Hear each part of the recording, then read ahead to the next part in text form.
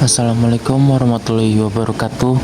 Kami dari kelompok 4 yang beranggotakan Fatih Ramansyah, Ois Komaria, Maulana Najwa Al-Zahra, dan Hilda Nur Aini ingin menjelaskan tentang bentuk-bentuk persaingan pasar.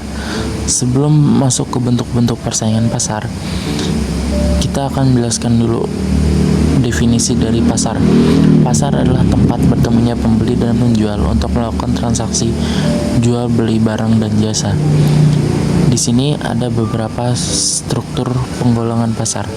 Struktur pasar adalah penggolongan produsen kepada beberapa bentuk pasar berdasarkan pada ciri-ciri seperti jenis produk yang dihasilkan, banyaknya perusahaan dalam industri, mudah tidaknya keluar atau masuk ke dalam industri, dan peranan ikan dalam keadaan industri.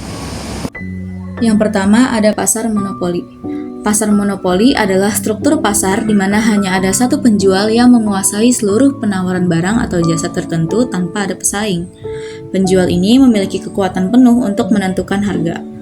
Karakteristik dari pasar monopoli yang pertama hanya ada satu penjual, yang berarti penjual tunggal menguasai pasar.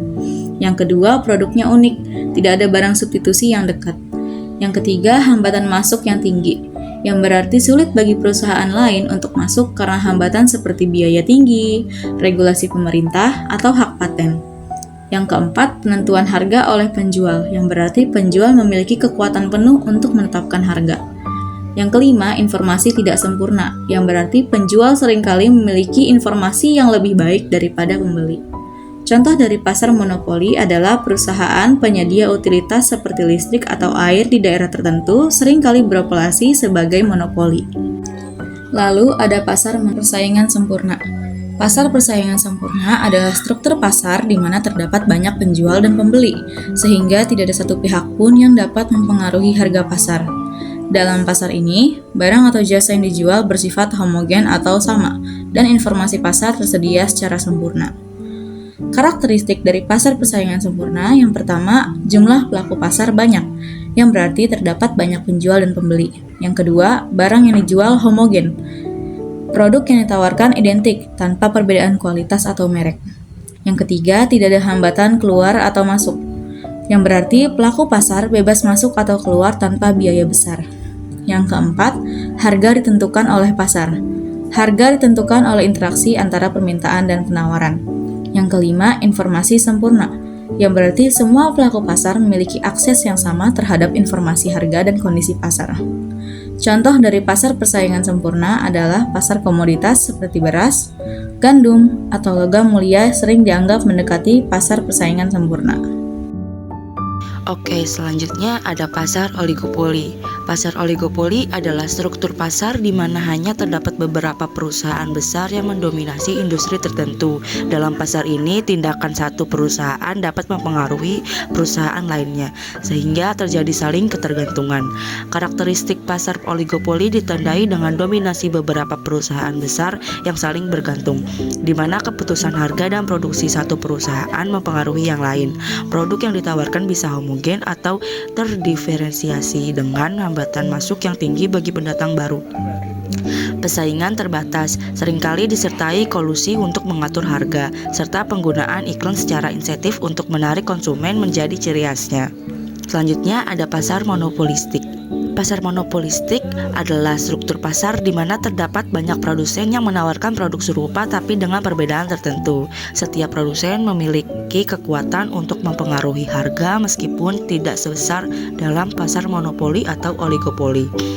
Karakteristik pasar monopolistik terdiri dari banyak produsen yang menawarkan produk serupa namun berbeda dalam beberapa aspek seperti merek dan fitur. Setiap produsen memiliki kekuatan untuk mempengaruhi harga meski tidak sepenuhnya, dan persaingan terjadi melalui diferensiasi produk dan promosi aktif. Masuk dan keluarnya perusahaan relatif mudah, menciptakan dinamika yang pasar yang lebih fleksibel dibandingkan oligopoli. Selanjutnya ada pasar monopsoni. Pasar monopsoni adalah salah satu bentuk pasar yang ditandai dengan adanya satu pembeli yang menguasai pasar dan menghadapi banyak penjual. Dalam situasi ini, pembeli memiliki kekuatan pasar yang signifikan untuk menentukan harga barang atau jasa yang dibelinya. Monopsoni sering ditemukan dalam pasar tenaga kerja, industri pertanian, atau situasi di mana pembeli memiliki posisi dominan.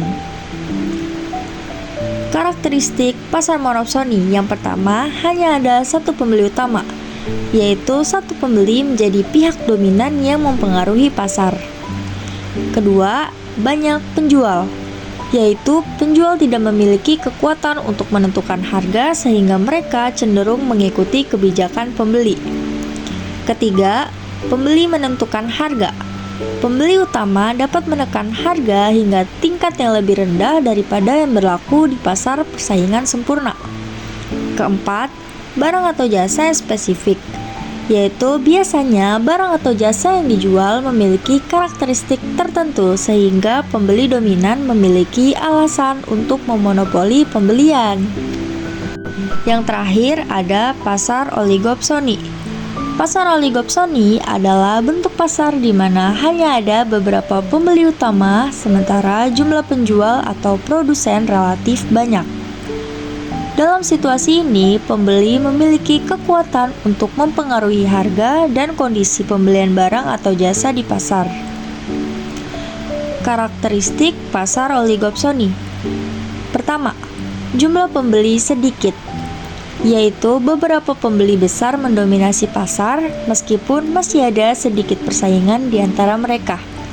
Kedua, banyak penjual, yaitu produsen atau penjual barang atau jasa lebih banyak dibandingkan pembeli, sehingga mereka memiliki posisi tawar yang lemah.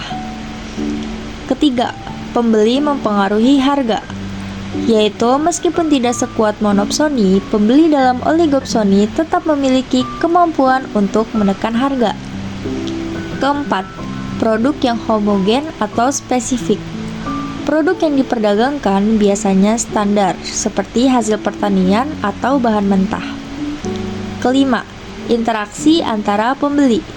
Pembeli utama dalam pasar oligopsoni seringkali saling mempengaruhi keputusan, misalnya dalam menentukan harga atau syarat pembelian.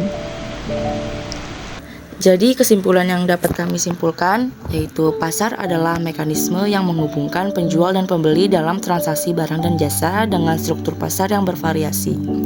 Dalam pasar persaingan sempurna, banyak penjual dan pembeli dengan produk homogen, sedangkan pasar monopoli dikuasai oleh satu penjual yang memiliki kontrol penuh terhadap harga. Pasar oligopoli terdiri dari beberapa perusahaan besar yang saling bergantung, sedangkan pasar monopolistik melibatkan banyak penjual dengan produk serupa namun berbeda. Di sisi lain, pasar monopsoni memiliki satu pembeli dominan yang mempengaruhi harga, sementara pasar oligopsoni dikuasai oleh beberapa pembeli pasar. Setiap struktur ini memiliki karakteristik yang mempengaruhi dinamika persaingan dan perilaku ekonomi. Oke, sekian dari kami. Semoga apa yang kita sampaikan hari ini dapat membantu teman-teman untuk mempelajari lebih dalam tentang bentuk-bentuk pasar dan karakteristiknya. Kurang lebihnya mohon maaf. Wassalamualaikum warahmatullahi wabarakatuh.